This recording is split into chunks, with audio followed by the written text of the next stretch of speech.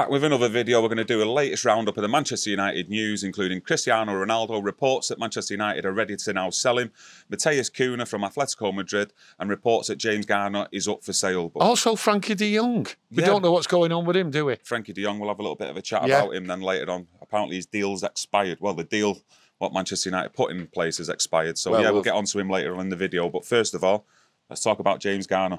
Garner performed well for Nottingham Forest, helped them get promotion. Young lad, potential, should be in the team, should be in the squad playing, should be given the chance. And there's Manchester United allegedly trying to sell him. It does not make sense. A young lad with a good future ahead of him. He's got all the attributes as a midfield player, holding whatever he wants to do. He's got the potential. And Man United want to sell him. It doesn't make sense. United need players to come through who are hungry and who want it. He's learned his trade. He was sent out for a year and he's learned his trade and he's come back with glowing reports. I find this absolutely astounding if this sale goes ahead. I just cannot believe it. What I'm more shocked about as well is with the Brentford game, we've clearly seen that Ten Hag doesn't trust Scott or Fred in that defensive midfield role, and that's why he played Eriksen there. So to me, it's all set up there for James Garner to be given the chance and, for him to show everyone else what he can do. Completely. It is completely set up for him. The opportunity is there, and this young man needs that opportunity, and Erik ten Hag should give it him. I don't really know what's going on here. It could be a rumour or anything, but if it's serious, right, then we've got serious problems bringing players through, which we have for a long time, really. We've not given chance to young players. This is ideal. We're in the chaos. The players aren't working for each other. They're not working for the badge. And this kid wants it, and he should be given it. And like I go back again, I know I sound like a broken record, but this kid deserves it, and there is no reason why he shouldn't get a chance. Other people might say, though, Tony, that you get your chance every day in training, and it's up to you to prove to the manager that you're better than the other players in your position. So if you perform in training, you should be then selected for the starting 11 in your next game. What would you say to that? I'd say there is nothing better, right, than getting out there on the pitch and playing a competitive game of football to bring you on and to show everyone what you can do. Training's training. It doesn't always work for best players, but obviously he has something. He's proved he's got it. So put him out on the pitch, put him in a starting 11, and away we go. That's how it's done. Matheus Cunha, I've admittedly said that I don't know much about him. No. You're the facts, the stat man. So you tell me and the viewers what you think of Matheus Cunha. Well, I think this is a no-no. I think it's just one of those where United are rumoured to have put a £43 million bid in for him. He signed for Atletico Madrid 1 year ago, signed a 5-year contract. And if United or anybody else thinks that Atletico's long-term striker 5-year contract is going to go for £43 million, when you must be in cuckoo land. He is not going to go for £43 million.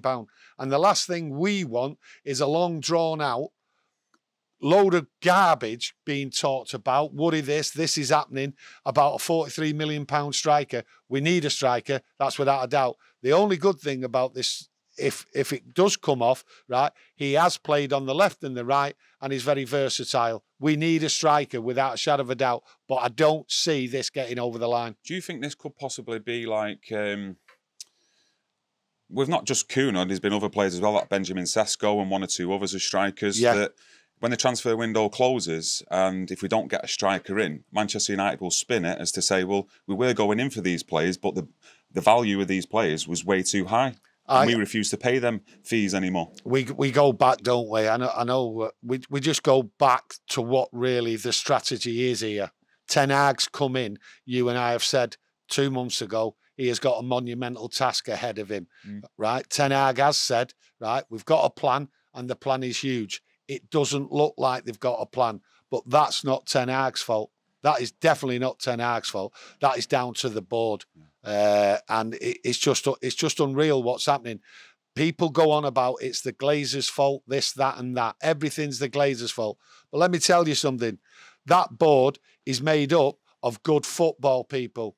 Sir Alex Ferguson is on that board. David Gill is on that board.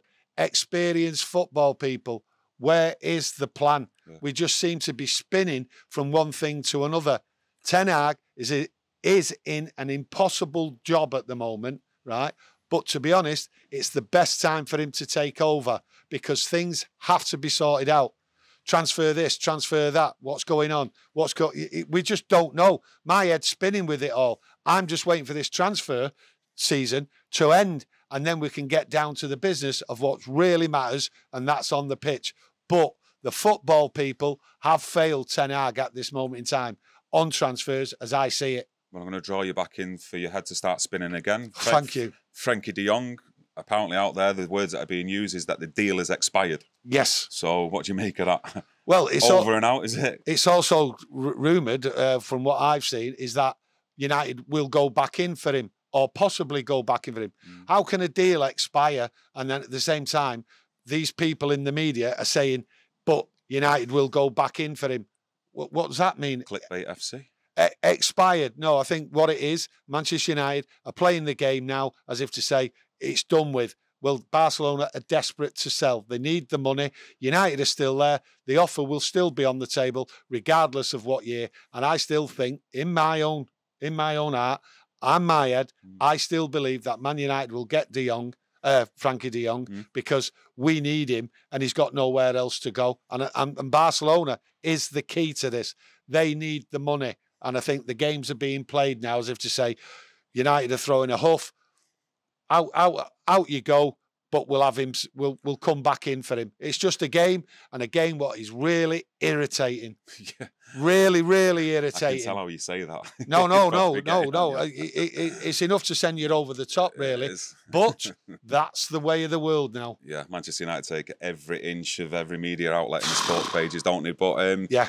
One thing before we move on to Ronaldo is Adrien Rabiot. Do you think that's a deal that'll get done before the transfer window finishes? I think it's about 10 days now since it was first mentioned, and United, well, Murto especially, is supposed to have been over there talking to his mother. He could possibly be dating her. No, going over there, taking her out. But listen, he's having holidays. He's having holidays everywhere. But this is, to me, it's a joke now, right? 9, 10 days going on to 11 days, whatever it is. This is a joke, right? And we know what's going on. His mother wants more money. Well, he's not worth more and more money. Not a chance. Not a chance. And that is the problem. Well, if that's all what's holding it up, then forget it and move on and go for someone else. Yes or no? Do you think the James Garner thing up for sale, do you think that's to compensate them paying for Rabiot, to bring the money back in, so it's like a bit of an even balance sheet between them two? To compensate for Rabiot? Yeah. So to get Rabiot in, you've got to sell someone else in the squad. If that's the case, then it's a false economy, because to get rid of Gardner, right, you're going to lose the potential and the value and everything. Does not make sense. I mean, Rabiot's 27, I think. It doesn't make sense whatsoever. No, it's not compensating. And when it comes to money, who knows what's going on with the money inside Old Trafford? Well, that's another chat for another day. Yeah. But, let's get on to Ronaldo. There was reports from, I think it was Simon Stone from the BBC. It is not Ronaldo's fault what's going on the pitch. It's down to each individual player. Ronaldo's in training. He's doing his job and everything. Ronaldo is the ultimate professional. We all know that, right? He thinks he's the superstar and he looks at everyone as mere mortals. Well, the players what are there have threw the dummy out with him. Simple as. He didn't go pre-season. It's as though Ronaldo's been given license to do what he wants, and there's a lot of resentment in there. But he is not the cause of the problems on the pitch. It is these unprofessional players not putting in the work rate, right? Not doing the yardage. It is an absolute disgrace. The bunch of players from last year have done it again, and they threw this manager under the bus again with this terrible start. Now then, is it just a matter of we've not got enough characters in that team and leaders, Tony? I think it is more down to the team not having the quality required. We need men in the team, and there's players out there who clearly aren't men. There's clearly people on that pitch, in that squad, who aren't leaders. Simple as. And Ronaldo looks at them as if to say, why am I here with yous? Yes, he wants to get out. And in a way, I don't blame him wanting to get out. It's just why he wants to get out, and the way it's all going is just distasteful and leaves a bad taste in my mouth. I would have just preferred him to go on that pre-season tour get match fit, because even in the Brentford game, you can clearly see he's not match fit yet, and just show a bit of respect really towards his new manager at the club in Erik ten Hag by going over there. If you want to leave, that's fine, and just let your agent do what agents do and go out sounding about your name out and for a possible transfer, and that's the only thing that leaves a bit of a taste in my mouth. Well, I look at it a different way.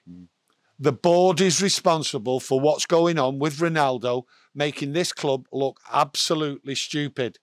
As I said before, the people on the board are football people, and they actually know Ronaldo. They know what they're going to get, and they did nothing when he asked for a transfer, and they bowed down to that story of, oh, there's an illness in the family. Well, if anyone out there actually believes that, right, then I'm sorry for you, because to me, that is a complete and utter falsehood. No way is that there. And the players know it, and the managers know it. But for PR, we keep it going. Well, PR's got us where? Absolutely nowhere. Okay, well, I'm going to round it up on that. Once again, some wise and strong words from Tony. But yeah, thanks for joining us for today's Frankie video. de Jong.